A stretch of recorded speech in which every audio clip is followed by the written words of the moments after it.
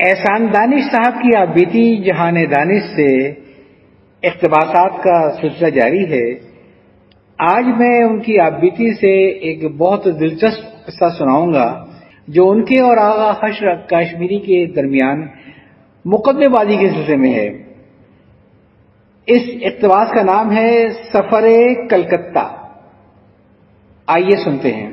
غیر منقسم ہندوستان میں شاید ہی کوئی شخص ایسا ہوگا جو آغا حشر کے نام سے واقف نہ ہو۔ وہ اپنے فن ڈرامہ کے اعتبار سے ہندوستان بھر میں واحد آدمی تھے جو ڈرامے کی تخلیق و ترتیب کے ساتھ ساتھ موسیقی اور رقص کے رموز و غوامض سے بخوبی آگاہ تھے۔ وہ صرف ڈرامے ہی کے حسن و قبیح سے واقف نہ تھے بلکہ فن شعر کے معائب اور محاسن پر بھی ان کی اچھی خاصی نظر تھی۔ ان کی مشہور دعا کا شعر ہے، آہ جاتی ہے فلک پر رحم لانے کے لیے، بادلو ہٹ جاؤ دے دو راہ جانے کے لیے۔ آج بھی یہ دعا اسی طرح مقبول ہے اور پڑھنے والا کسی دوسری ہی فضا میں پہنچ جاتا ہے اور بے اختیار کہہ اٹھتا ہے کہ یہ دل سے نکلا ہوا شعر ہے۔ جہاں آغا حشر میں بہت سی خوبیاں تھیں، وہاں ان میں ایک ذرا سی خامی بھی تھی۔ وہ اپنے فن ڈرامہ کی حدود میں کسی کو نہیں دیکھ سکتے تھے، چنانچہ جو لوگ ان کے پاس بے وقوفوں کی طرح رہے اور خود کو بے نقاب نہ ہونے دیا، وہ کچھ نہ کچھ لے کے نکلے، ورنہ ان کا کتنا ہی نزدیکی عزیز کیوں نہ ہو، جہاں انہیں یہ معلوم ہوا کہ وہ ڈرامے کی طرف توجہ دے رہا ہے، وہ اس کے اخراج ہی کو مناسب خیال کرتے تھے۔ کئی بار ایسا ہوا کہ ان کے قریبی دوست ان کے پاس اپنے لکھے ہوئے ڈرامے لے کر گئے اور فلمی دنیا میں داخلے کی درخواست کی۔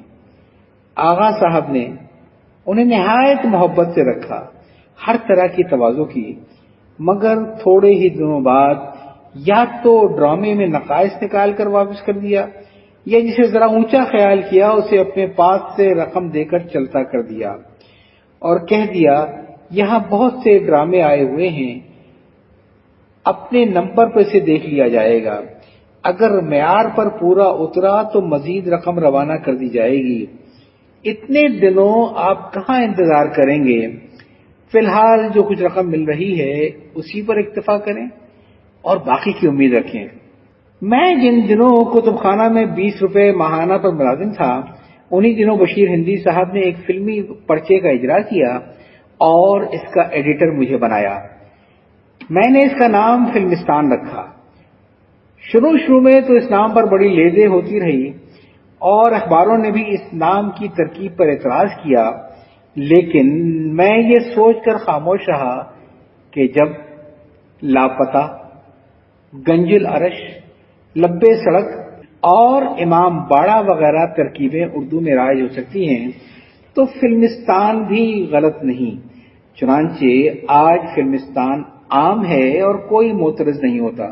ابھی اس رسالے کو جاری ہوئے تھوڑا ہی عرصہ ہوا تھا کہ ایڈیٹری میں میرا نام دیکھ کر یار لوگوں نے ایک تنقید آغا حشر کے ڈراموں پر چھپوا دی، جس میں ان کے ڈراموں کو ان کی غلط تخلیق بتایا گیا تھا اور آغا حشر کے لیے مادر پدر آزاد اور بھگت باز جیسے الفاظ استعمال کیے تھے۔ یہ رسالہ چھپتے ہی خاص طور پر کلکتہ بھیجا گیا۔ مجھے بالکل علم نہیں تھا کہ اس کی تہ میں کیا معاملہ ہے۔ آغا حشر نے توہین میں دعویٰ دائر کر دیا، جس میں پرنٹر پبلشر کے علاوہ ایڈیٹر کو بھی لپیٹ میں لے لیا۔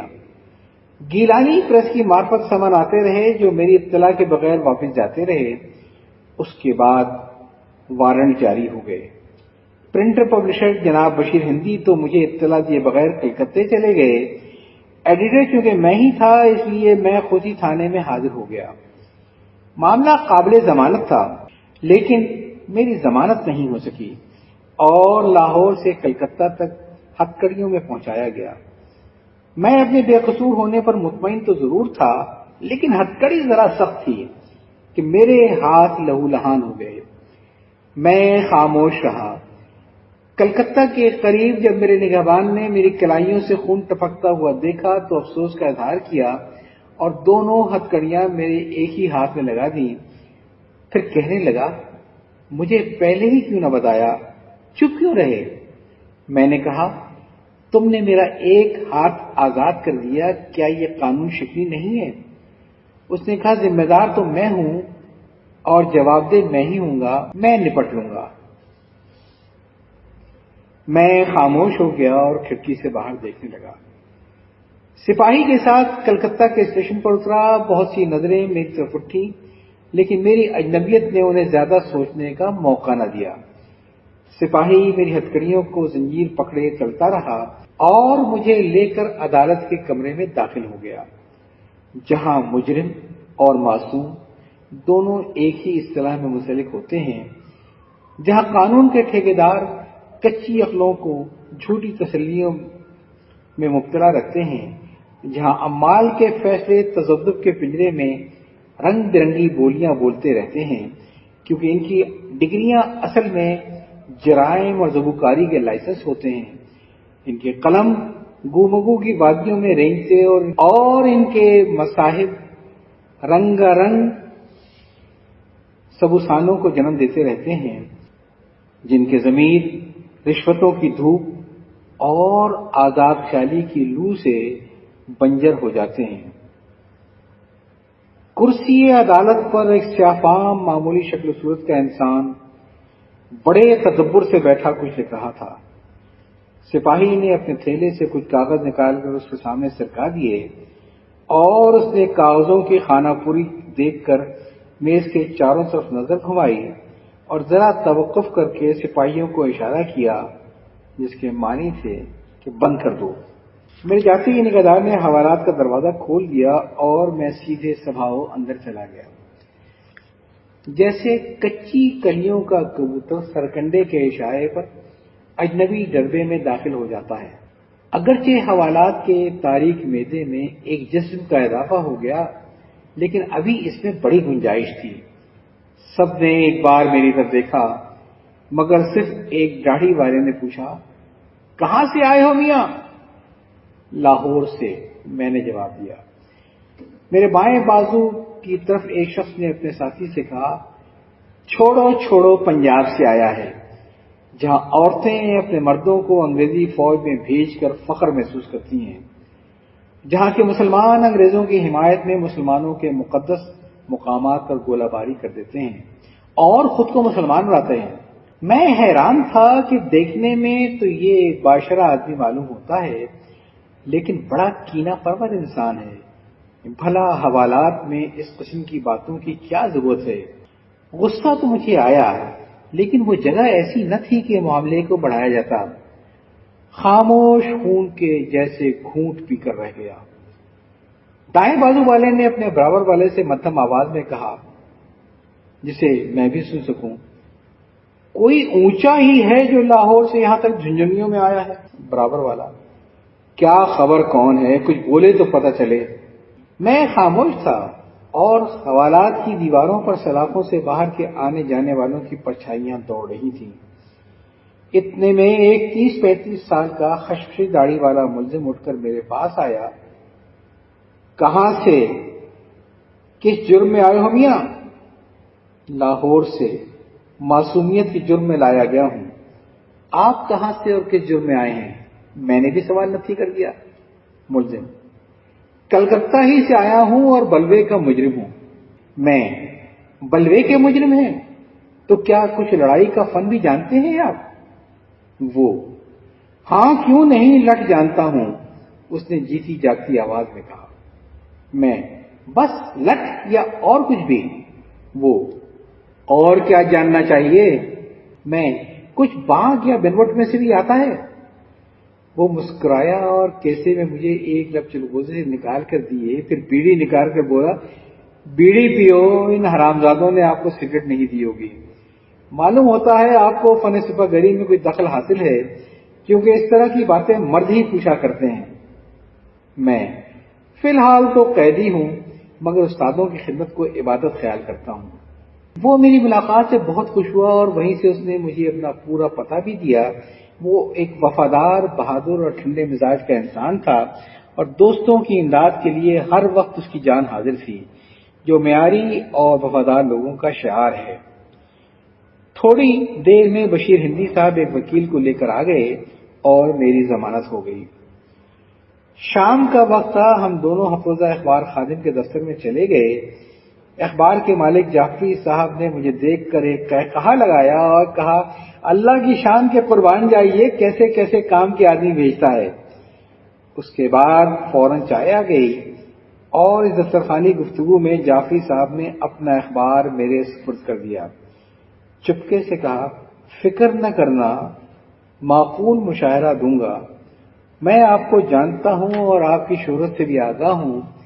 اس کے بعد میں تمام دن دفتر میں رہتا اور جعفری صاحب لوگوں سے اشتہارات کی اجرت وصول کر کے لاتے۔ ان کی طبیعت میں اس قدر مزاح تھا کہ ایک دن بھی مغموم یا فکر مند نہیں ہوا۔ میں قریب 4 ماہ کلکتے میں رہا۔ اس شخص کو میں نے بہت ہی اچھا انسان پایا۔ لنگوٹی میں پھاگ کھیلنے کی مثل صرف اس پر صادق آتی تھی۔ مستقل باغ و بہار قسم کا انسان اس سے زیادہ دیکھنے میں نہیں آیا۔ اپنے مقدمے کی طرف سے میں بالکل بے فکر تھا، کیونکہ جن جن الفاظ پر اعتراض تھا اس کا علمی ثبوت میرے پاس موجود تھا اور حوالے کے لیے مستند کتابیں بھی میرے پاس تھیں۔ پہلی پیشی تھی اور عدالت میں کلکتہ کے صاحب ذوق حضرات کو ہجوم تھا۔ کچہری میں جگہ جگہ کہیں مجھے گالیاں دی جا رہی تھیں، کہیں کہیں میری پیٹھ ٹھوکی جا رہی تھی۔ کہتے تھے کہ اس دجال سے تمہیں مقابلہ کر سکتے تھے اور کسی کے بس کی بات نہ تھی۔ میں خاموش سب کی سنتا اور ماحول کا جائزہ لیتا رہا۔ میں نے عدالت میں جج سے کہا کہ یہ جو مجھ پر دفعہ نمبر 500 عائد کی گئی ہے، غالباً یہ ازالہ حیثیت عرفی کی ہے، اس لیے میرا مدعی اپنی 40 لاکھ کی حیثیت کا ثبوت دے جو استغاثے میں درج ہے۔ جج: آغا صاحب، ہاں، آپ کی 40 لاکھ کی حیثیت کا کیا ثبوت ہے؟ آغا ہاشم: یہ میڈن تھیٹر کے رجسٹر موجود ہیں۔ میں: میڈن تھیٹر تو ایک نجی ادارہ ہے، حیثیت تو انکم ٹیکس سے معلوم ہوتی ہے۔ عدالت مدعی سے انکم ٹیکس کے متعلق دریافت کرے اور ساتھی رسیدیں طلب کرے۔ جج: آپ انکم ٹیکس دیتے ہیں؟ اور دیتے ہیں تو کتنا؟ اس کی رسیدیں دکھائیے، کہاں ہیں؟ آغا ہاشم: انکم ٹیکس کیا؟ ان رجسٹروں میں کوئی غلط حساب تو نہیں رکھے جاتے؟ میں: جناب لکھیے کہ 40 لاکھ کی حیثیت کے آدمی نے کوئی انکم ٹیکس ادا نہیں کیا۔ بیان لکھا گیا تو میں نے کہا عدالت فیصلہ کرے، اس صورت میں دفعہ 500 کہاں تک باقی رہتی ہے اور مدعی کا یہ بیان انکم ٹیکس آفس کو روانہ کیا جائے۔ چنانچہ ریڈر کو حکم ہوا کہ یہ بیان انکم ٹیکس والوں کو روانہ کیا جائے اور مقدمے کی تاریخ پیشی 20-25 روز بعد کی ڈال دی گئی۔ لیکن حقیقت یہ ہے کہ میرے دل میں آغا حشر صاحب کی بڑی قدر و منزلت تھی اور وہ بھی اسی طرح پیش آتے تھے کیونکہ ان کے سامنے میری اصل پوزیشن تھی۔ وہ یوں تو بڑے گلیئر تھے، لیکن چونکہ میں ان کا ادب کرتا تھا اس لیے انہوں نے مجھے کبھی گالی نہیں دی۔ آخر میں اس مقدمے میں صلح صفائی ہوئی، لیکن کلکتہ کی 4 ماہ کی زندگی میں جن لوگوں سے مجھے شرف نیاز رہا وہ آج تک دل کو روشن کیے ہوئے ہیں۔ ان میں سب سے پہلے جناب وحشت کلکتوی ہیں، جو ایک عظیم المرتبت شاعر ہونے کے ساتھ ساتھ مجھ پر اپنے شاگردوں کی طرح مہربان تھے اور میں ان میں وہ تمام خصوصیات دیکھتا تھا جو بڑے لوگوں کا امتیازی نشان ہے۔ تو یہ تو تھا جناب جہان دانش سے ایک اقتباس سفر کلکتہ۔ اجازت چاہتا ہوں، اللہ حافظ۔